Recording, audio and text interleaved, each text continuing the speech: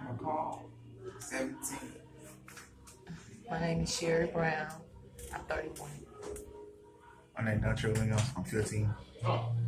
My name is Keon McLaughlin. I'm 17. Bill Martin's 30. Martin Greer, 15. All right, thank you all, everybody. So today we're going to be talking about Marcus Garvey.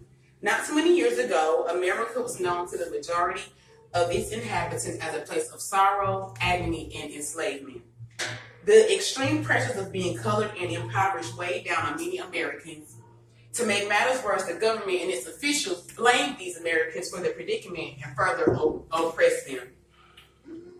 Could you imagine being ridiculed and abused due to the melanin in your skin or the sway of your hips or the thickness of your lips? Or just for being joyous and at peace with your life and with your environment? Over the years, many fearless leaders have dedicated their lives to the economic and cultural liberation of Black Americans, such as Assata Shakur, Malcolm X, Nelson Mandela, and many more who believe in the Marxism philosophy. Today, I will inform you about the Honorable Marcus Garvey. The Honorable Marcus Garvey is deemed tribute-worthy due to his dedicated service, consistent fight, and dynamic leadership skills in the ongoing war of Black liberation. First, Marcus Garvey dedicated his life service to the United Negro Improvement Association, or the UNIA. The UNIA's purpose was to unify the nations of people of African blood, and the way he was going to unify the people that had African blood was through enterprise and education. So through businesses and education, Marcus Garvey's vision with the United Negro Improvement Association was to make the economy of Black folks better and then to make our education better. He launched the UNIA in August 1st, 1914. And the motto for that organization was, or for that association was, one God, one aim, and one destiny. Marcus Garvey was born back in 1887 in St. Ames Bay, Jamaica. Once he launched the UNIA, he struggled for funding over in that area. He had migrated over to New York, and he had struggled for funding even over in New York. Some of the middle class Jamaicans, they were unresponsive to his movement. Some of the New Yorkers, they were unresponsive to his movement. And so when the World War I ended over in 1918, that kind of set the movement in motion for the United Negro Improvement Association, because after World War I, if you all know anything about history, World War I is where they basically fight for our freedom. That was one of the fights that America fought for our freedom. So after that war ended, it kind of set the United Negro Improvement Association into motion because more people were geared towards the liberation of Black people for our economic freedom and for our cultural freedom. So after he struggled after launching in 1914, he migrated to New York, which he struggled there as well. And then around 1918, around about 1918, when World War I ended, was when the movement started to move along in the way as far as funding, as far as more people getting involved with the movement. Around August 1st, 1920, the first UNIA convention opens with a parade, and it is the adoption of the Declaration of the Rights of the Negro Peoples of the World. So that's when they launched their first convention in 1920, it adopted the name or the movement, the type of thing for that particular convention was the Declaration of the Rights of the Negro Peoples of the World. And I received all of this information from the Encyclopedia of Marcus Garvey. So next we're going to talk about how he wouldn't take no for an answer, and how he dedicated his life even when people were negative and they did hateful and mean things towards him. So a lot of people were not pleased with, even Black people were not pleased with the way that Marcus Garvey was going along trying to make us free, and not just free because we think that we can physically move around the way that we want to in our minds. We think that we are free, but there's people who believe that if the history does not coincide with what's going on right now, then there's no way that we could possibly be free. So our culture is not free, and our economics are not free. We have to be enslaved by bills. We have to be enslaved by this. We have to be enslaved by certain things that the government tells us that we have to do, but then it doesn't benefit us in no kind of way. So here our families for generations have been working and working and working and working and working. But my mama still has to work hard. I still have to go to work and work hard. And that does not help. Our generations have not been helped for years and years and years and years. So people like Marcus Garvey and Assata Shakur, those are people that fought for us to be liberated. Okay, so certain people that hated Marcus Garvey and his movement, the U.S.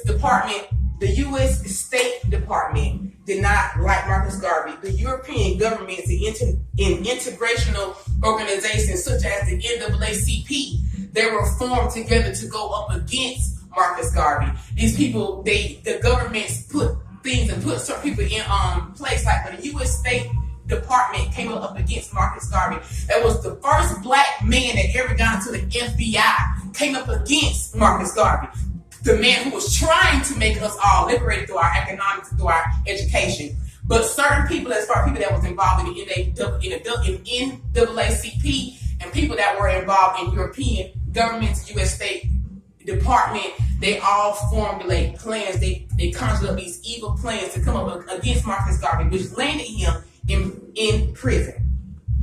So Marcus Garvey, matter of fact, the FBI agent that was over him being in prison was named J. Edgar Hoover, and that was in 1925.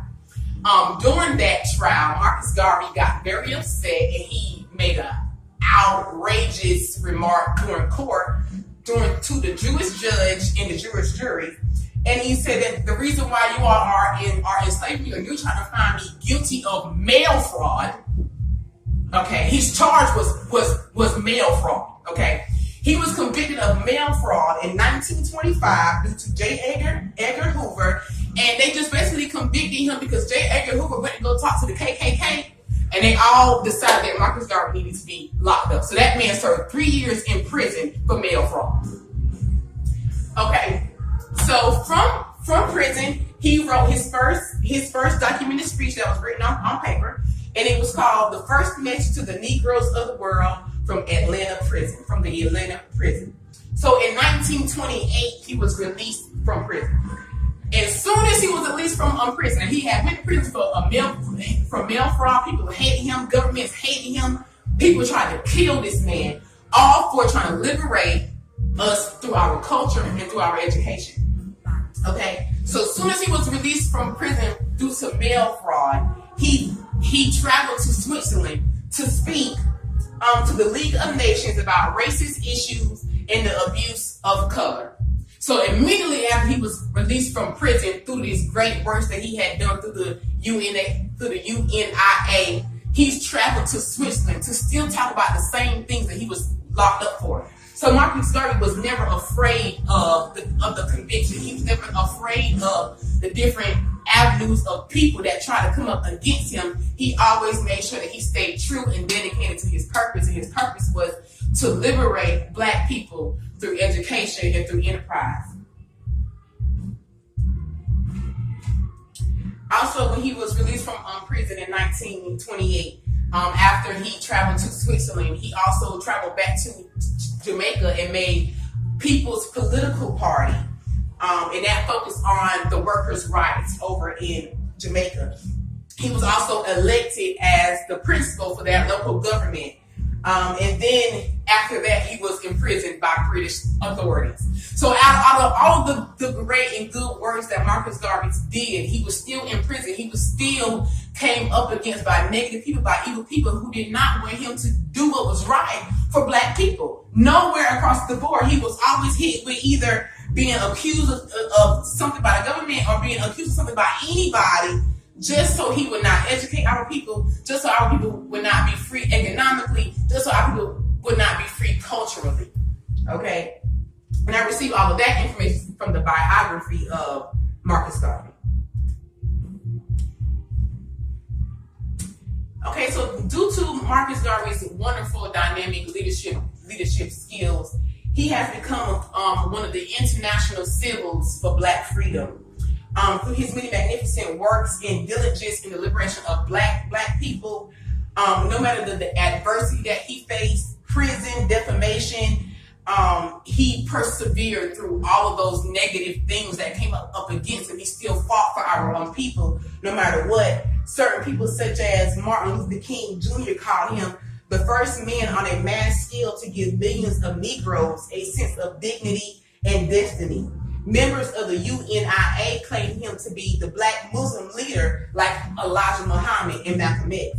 In 1964, Jamaica proclaimed Garvey to be a national hero. His legacy was an integral force for the conscious movement Black is Beautiful in the 1960s. Most recently, he is seen as an inspirational figure in the Jamaican Rastafarian movement, and Ghana has named its shipping line the Black Star Line, and their soccer team is called the Black Stars in honor of Marcus Garvey. There is a display of Marcus Garvey in the organization of American States Hall of Heroes in Washington, D.C. So if you gain anything from this speech, I just wanted to conclude to you that Marcus Garvey is a very, very, very honorable person in the Black community due to his dedicated works, due to his honorable leadership and his dedicated leadership skills, due to the adversity that he had faced during his life. He still persevered. He still kept going, and he still made sure that no matter what, he put his first foot forward for the deliberation of Black people. And I want to honor and give great respect to him. Thank you so very much.